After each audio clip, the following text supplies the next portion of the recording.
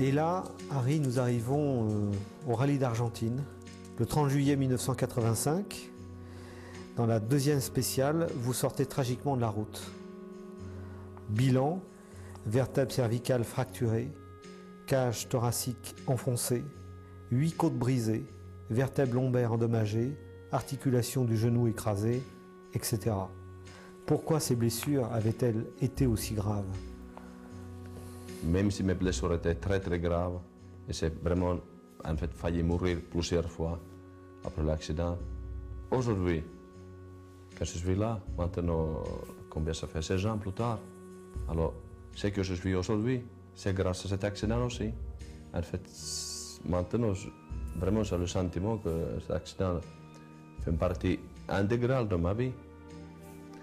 En parlant techniquement, on a fait un tonneau en pleine vitesse par l'avant, parce qu'il est venu une espèce de cuvette ou un grand trou sur la route qui était venu après la reconnaissance. Et à l'époque, nous n'avions pas les ouvreurs qui vont vérifier la route. Alors simplement en pleine vitesse, vraiment, littéralement c'était une ligne droite de 900 mètres. Alors on a fait un tonneau et pendant 200 mètres apparemment il y avait des pièces de voiture, un morceau de plastique partout. Moi j'étais cassé partout parce qu'évidemment moi j'étais complètement effectivement sans les ceintures dans la voiture quand le siège était cassé.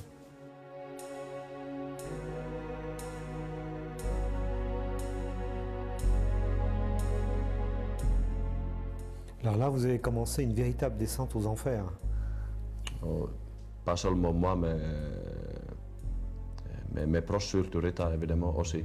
Mais vraiment, c'était d'une catastrophe à l'autre et des fois avec très peu d'espoir. Et qui a duré en tout plus qu'un an. Les soutiens de ses proches n'aident pas beaucoup. En fait, vraiment, on est vraiment tout seul. On est tout seul dans un ravin, vraiment dans un trou noir où il y a très peu des fois pas du tout lumière. C'est passé les périodes psychologiquement incroyables, effrayantes. J'étais complètement devenu paranoïde après que mes blessures physiques étaient cicatrisées. Mais finalement, c'est dur à expliquer, mais l'année après, c'est-à-dire 86, l'heure de Milac, je me suis réveillé en pensant, oh, toutes mes pensées absurdes, ah c'est pas vrai, je ne suis pas en train de mourir maintenant, ah, quelle joie, vous ne pouvez pas imaginer. C'est comme quelqu'un qui a été condamné à mort et va être exécuté. Et 5 minutes avant, le téléphone sonne encore, non, le président a gracié. C'était similaire, absolument similaire. Jamais je peux revivre un tel week-end, cette joie. Mes pieds ne touchaient plus la terre du tout. C'était comme un oiseau, je volais. Cet accident, en quelque sorte, était initiatique qui vous a fait connaître la nuit noire et la plus grande lumière.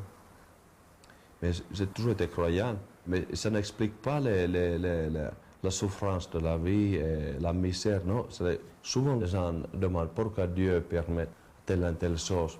Non, il y a beaucoup de choses dans la vie qu'on ne peut pas expliquer. Mais